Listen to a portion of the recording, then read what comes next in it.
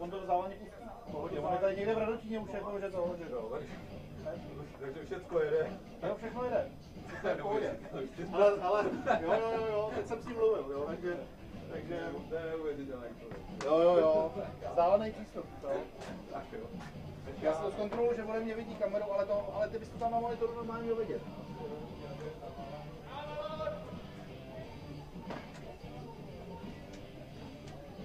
Nazdar, ale ty mě musíš už vidět a Ondra se ptal, jestli to, tak jsem ho uklidňoval, že to pustíš na dálku. Už to klidně půl. Jo, už to jede. Dobrý. Tak jo. No ale už to jede, říkal. Jo, on je jenom vypnutý ten monitor. Jo.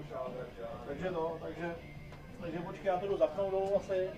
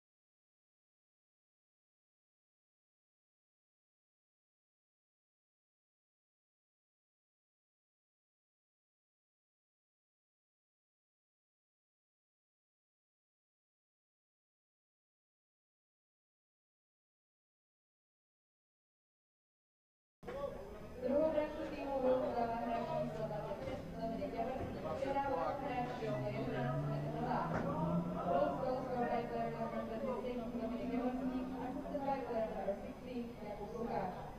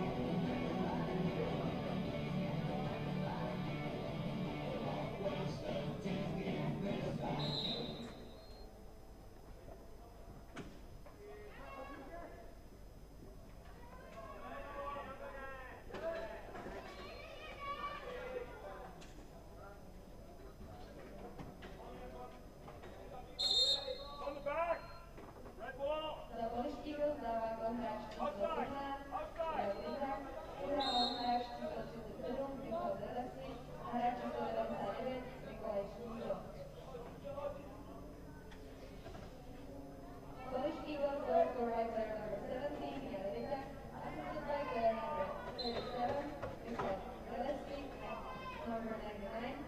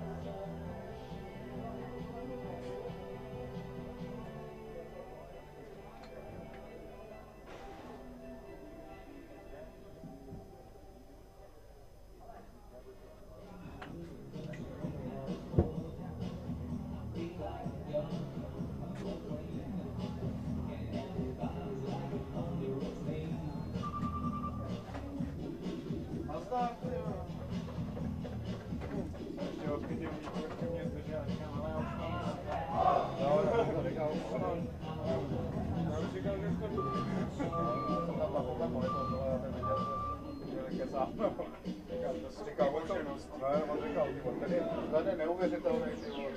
Chtěl to víc upozorný kurzory, vole. Tak já jsem ještě ještě ve 3 jsem pracoval, pak už jsem nekoukal na noviny. Já jsem to taky vedle spát. Ale jak jsem projížděl, když jsem někdo ukázal,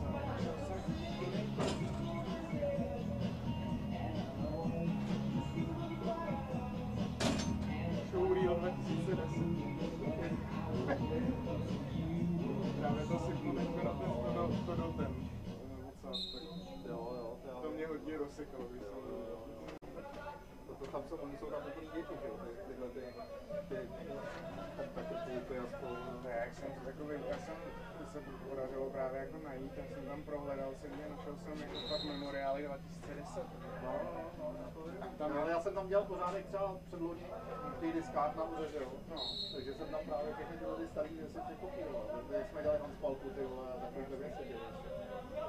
Když třeba Váška komentovala, se dělal vepředu v trafiku, jeho přenosáku normálně na místě zvyšet.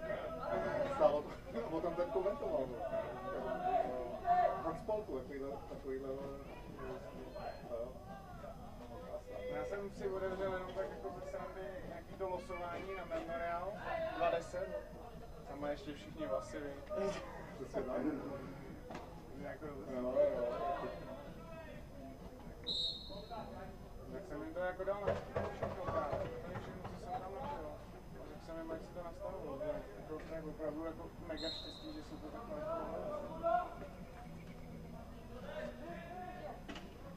Oni by se od toho vždycky mohli nahrát všechno ten YouTube kanál. No právě, tak si to prostě přesousnu. Kde to bude vyset prostě na věky, že jo? Že my tam s tím místem furt tak nějak jako bojujeme. No jasně. Když to nemyslíme, tak jako budeme rádi, když se to budeme moc bavit. Ono to nemá to, jak je to všechno jako kompresený. To má jako dohromady asi 700 GB.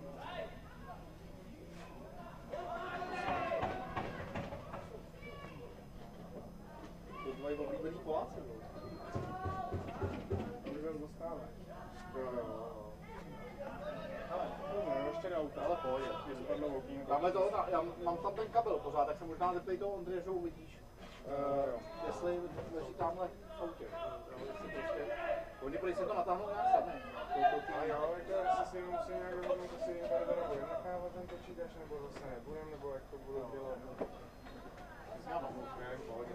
Ale asi budu muset sestříhat nějaký návodový video. Samozřejmě to jsem za ním Lukášem čekal.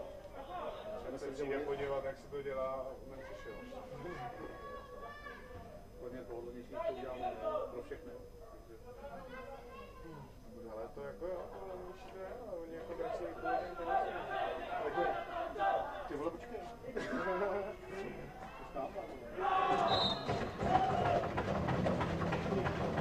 Se rozhodněvat. Ale já jenom teď to auto, když spadlo okýnko. To je taky paráda.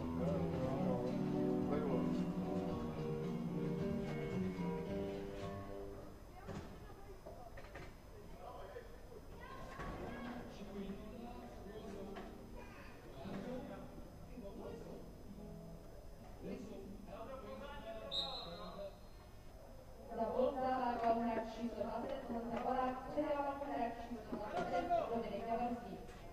Goal scored by player number 20 Jan Polák, assisted by player number 26 Dominik Javorský.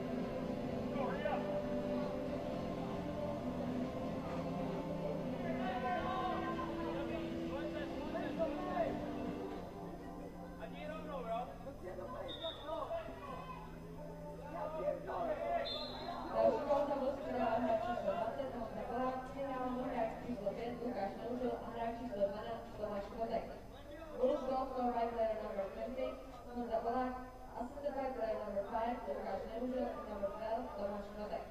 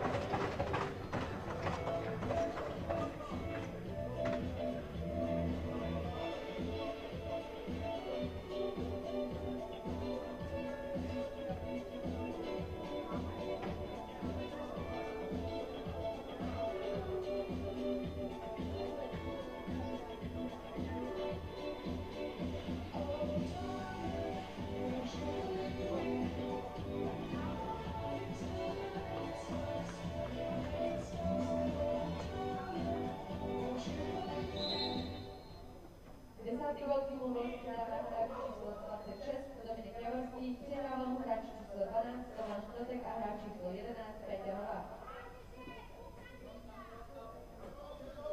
Bulls goal scored by player number 26 Dominik Javorský, assisted by player number 12 Tomáš Totek and player number 11 Peťa Novák.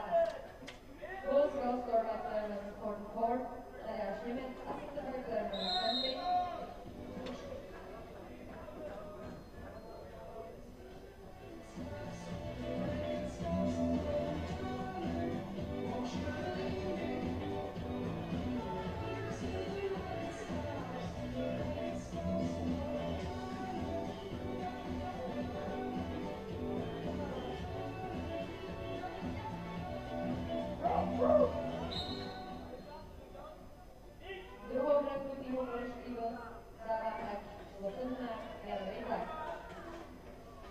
Polish Eagles goal scored by player number 17 Jan Rychlak.